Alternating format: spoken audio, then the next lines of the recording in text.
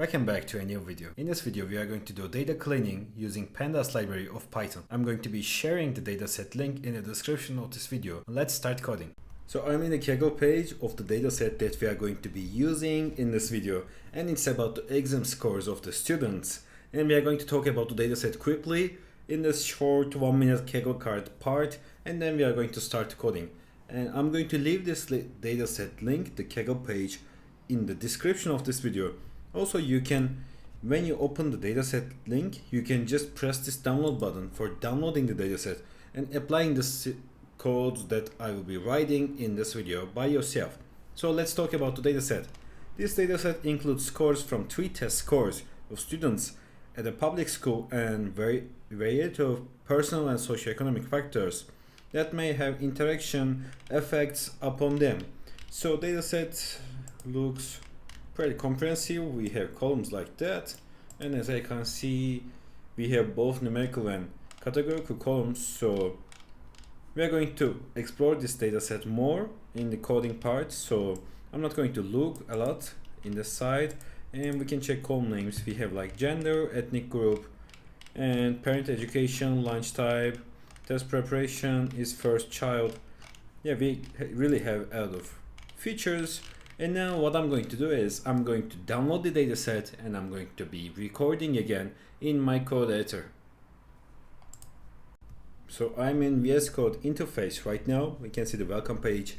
I love VS Code. I use it a lot on my both work life and on my personal projects. I prefer that, but you can use any code editor that you want. You can use Spider, Google Colab, PyCharm. It's completely up to you. And what I'm going to do is I'm going to create a Jupyter notebook. By the way, I created this data.txt file for remembering to share the dataset link with you. I'm going to be adding this dataset link in the description of this video. You can simply download the dataset from there, and you can just click on the CSV file and drag it to the folder that you are going to be applying your codes. For applying the codes with me in this video, for both exercising or adding to your portfolio, it's completely up to you. So I'm going to say data cleaning.ipynb, and now I'm going to close this explorer. Also, I'm going to select the kernel Python 3.11.4. I'm going to close this. I'm going to close the CSV part there, and I will say import pandas as PD. And I want to show you that my pandas version that I'm using from both here, it's going to be same, but doesn't matter. And here I'm using pandas 203. So sometimes libraries can get updated, and the codes working behind the codes can change with updates. So if you want a better experience on being sure about every code in this video works on yourself, you can install the same version with me. You can do it by pip install pandas 203 on Windows and pip install pandas 203 but pip 3 this time on Mac. By the way, you need to write this to your terminal. Okay, so after mentioning that, let's load our dataset. I'm going to copy this file name here and I'm going to paste it in here. So we have a CSV file. We will say pandas with CSV, and we will give expanded data with more features.csv. Okay, as we saw it's loading successfully, we can simply do data equals to this, which is going to help us on whenever we code the data. Right now we are going to get the data frame. So now what I'm going to do is I will say data.head for displaying the first 5 rows. By the way, it's defaultly 5, but you can say 2, 10, it's going to display that amount of rows. Also you can say like tail, it's going to display the last ones, and it's defaultly 5 2. So I will call head like this, and let's take a look at our dataset that we are going to clean in this video. By the way, from starting we can see that we have NA values in our dataset. Okay, let's talk about our dataset. We have an index column, we have gender, ethnic group, parent education, lunch type, test preparation, parent marital status, practice sport is first child, number of siblings, transport means, weekly study hours, math score, reading score, and writing score. So I will call data.info for getting the counts on the data types. 1 float, 4 integer and 10 object with memory usage more than 3.5 megabytes. So also we can see the range index. And just a tip, like if you see different numbers in this non-null section, it means that you have NA values in your dataset from data.info. Okay, so for the data cleaning side, I have some steps that I'm using on data cleaning videos. I'm going to paste it in here, like I will say, deleting redundant columns, renaming the columns, dropping duplicates, remove the NA values from the dataset, check for some more transformations. Okay, I'm going to call the data and let's start with deleting redundant columns. So for deleting columns, what we do is we will use drop command and we will say like, let's drop, let me check. So I'm going to call data.columns. We can copy the exact name because I don't want any errors.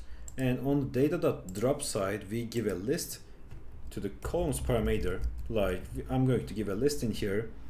Let's delete, I don't know, maybe we can delete the test preparation, parent marital status, practice sport, is first child, number of siblings. I think it's good. Also transport means and weekly study hours. I think we can delete them. Let me quickly check. Actually, let's just delete these ones. Like I'm going to give it in a list, and if I make this run, I'm going to get a new data frame, and it's the data frame that I want with the dropped columns. By the way, I forgot, we are 100% going to drop this index column. So I will say unnamed 0. So we get a new data frame with the columns that we want right now. But if we call the original data again, we are not going to have that data frame that we want. That's because we are not setting our change. So we can either set it by this data equals to this new data frame, or we can simply pass in place equals to true parameter inside this. Like I will say in place equals to true. And when I do that, you are going to see there is no data frame is going to be displayed in here. And when I call data, I have the new data frame that I wanted without the columns that I want to drop. Okay, so we have our new data with the columns that we want right now. And we can go to the next step. So let's do that. Actually, I'm going to copy my steps again quickly, and I didn't copy it, so now it's going to be in here. Great. So next step is renaming the columns. So I will call the data, and let's rename this from number of siblings. Like I want it to be number of siblings, like this, instead of number of siblings. So what I'm going to do is I will call data.rename, and I will give the columns in here, and it's going to be a dictionary. Like I will say the old name firstly, like number of siblings, and new value that I want, like number of siblings, like this. So whenever I call that, we are going to see that this changes. But there's a problem. If I call the data, it's not going to be changed on there, as you can see. So what I'm going to do is I'm going to set my change on that, like this, in place equals to true. So now whenever I call the data, we have the new column name. Great. So let's continue. I'm going to paste it again like this, and our next step is dropping duplicates. So duplicate means exact same. So if two rows, every value of them are same, then we can call it as duplicate. So how we can check duplicates is we will say data duplicated, and I'm going to call that, and it's going to return me booleans like false and true. And if I say sum, we are going to see the total count, like we have 9 duplicated rows.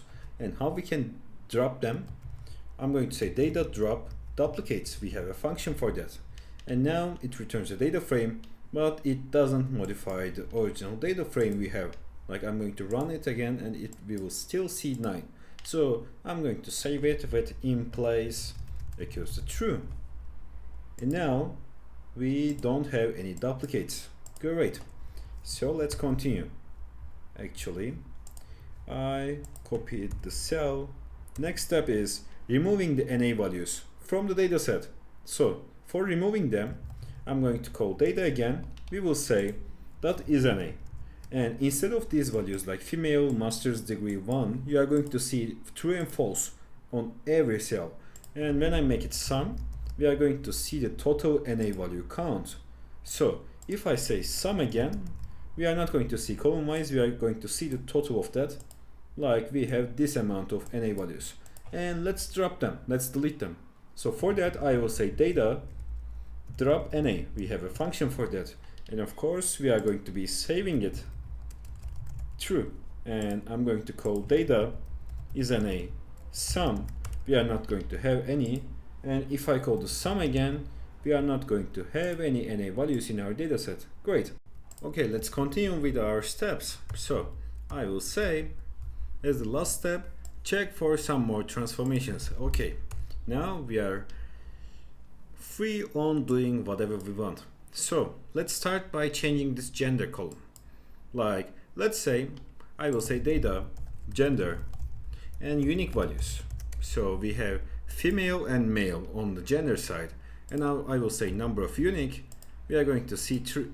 So what I'm going to do is I'm going to change this gender column. Like it's going to be 1 if the gender is female, and it's going to be 0 if gender is male. So how can I do that is, by the way, we make this kind of transitions a lot because machine learning models generally accept numbers, so we change categoric features to numeric ones. So how we can do that is we can select data gender like this, and then we can say apply lambda x is going to be 1 if gender equals to female. By the way, we need to say x in here if x equals to female, else 0. And when we do that, we get a new series with the values that we want. And if I call the data, we are not going to see this change. For seeing this change, what we will do is we will say data gender, and we are going to save it to that. So whenever I call the data, we are going to see we have the new values in here. Also, we can see that these index values are shifted. Like it's starting from 2 and goes with 4, 5. So I will say data reset index, and now it's going to be fixed like 0, 1, 2. And of course, it's not saved. And I'm going to save it like in place true.